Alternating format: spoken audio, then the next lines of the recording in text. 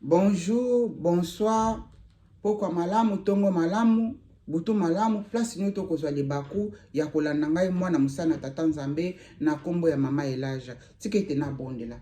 Merci tata Nzambe, kiembo nyonso lokuma sanjoli, ezonge pana moke na likolo na se, Nzamba bakoko na ngai, Nzambe na mavula nyonso, Nzambe na le moloto, Nzambe na simoki mbango, Nzambe netola ma sanjola mana olibea na libela. Papa, zwa lokuma sanjoli na tiki moma ona maboko no, na mutu nyonso kolanda message oyo. Merci tata Nzambe, Nzambe mwana, Nzambe molio mosantu, na sengi boye. Amen, amen, amen.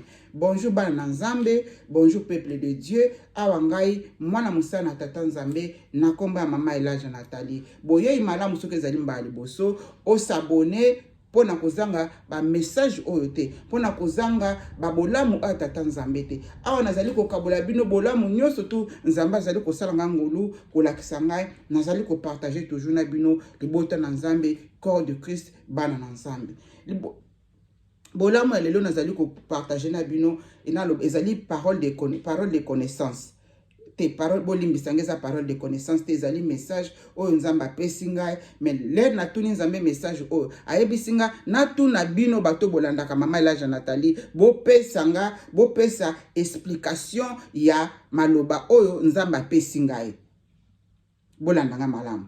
Message oyo nazo partager na bino l'air na lamuki na bandi kotuna Nzambe ndenge na tuna kapota apesa ngai explication. Mulimo na Nzambe lobi na ngai na tuna bino batu oyo bolandaka mama Elaja, botia na ba comment kuna mutu nyonso to atanga ngo pote ay toyeba ko bénéficier na pote toyeba nini elakisi nini pona biso bana na Nzambe. Amen, libota na Nzambe. Wana ezalaki le 27 message on a le 27 juillet 2023. Bolimbisanga normalement na komaka ba l'heure, on a komaki ba l'heure te na yebi kezaki na butu. Nazwi message oyo le 27 juillet 2023. La voix me dit ceci. Chimie ya université nazo tanga pona komaki, naza nango na mutume, funa tanga ngo na komaki yango awa. Nazo tanga na kata livre nanga na komaka, merci Saint-Esprit. La voix me dit ceci. Chimie ya université ya Kinshasa ezalaka miliki. Bolandanga malamu. Chimie ya université ya Kinshasa ezalaka miliki. L'air bazali, l'air molimo na Nzambe ezo pesa nga message oyo na kati na butu. E na moni na zalaki kote ya batu baebi vila Kinshasa malamu. Na moni na zalaki na likolo lokola ya lokola te na rompwengaba na rigini na likolo lokola mba montagne na ebite soki université zalaka kote kuna parce que na zamu tunafandi kote kuna te na ebite mena mulimu la kisinga rompwengaba na rigini na likolo na ngokuna ndenge na bandai komona na kati na mulimu do voix ezali koloba nanga na kati na mulimu pe ememinga na kati na ville na Kinshasa kote ya rigini na rompwengaba. Batu bayebi vila Kinshasa malamu message oyo Nzambe alobi nanga na tuna yango na pesa yango bino bana na Nzambe ba obolandaka mama Elaja Nathalie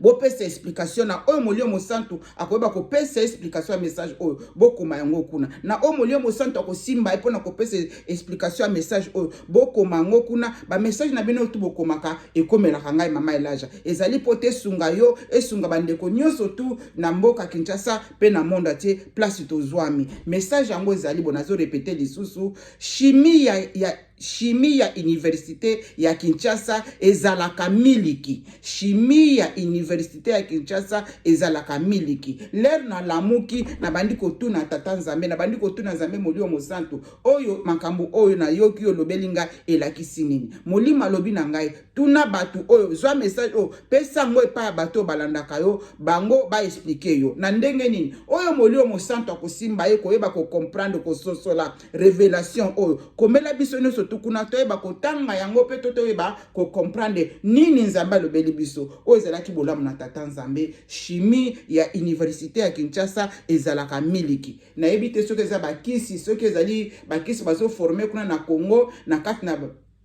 Université Kinshasa ezali miliki soto kendo tala miliki o nga moko nazo bakisa na mayele mwa mukenza mba pesinga na ebike bino ni soto bolandaka mama Elaja boza batu na mayele makasi boza batu na na bwanya bozali bato basosolaka bato bazali ko comprendre ba révélation oyo soko ko comprendre révélation oyo te eza passe pema mais na yebi bino nyoso tu o bo s'abonner na mama Elaja boza batu na mayele makasi Penzambe apesaka bino ba révélation koboko ba komelaka mama Elaja likambo elekibo ezali boy mama Elaja makambo nzamba lobi na ngai ya na ko pesa message oyo pa na mutu nyoso tala na mama Elaja po to pesa message oyo nzambe molio mosantu akoyeba ko simba ko pesa explication oyo expliquer po na biso to comprendre oyo ezalaki bolamu na tata nzambe apambola a protéger a diriger libota na ye a diriger mutu moko na sena moi bobanga te nzamba lingaka bino lolenge o bino bozali o ezalaki ya bino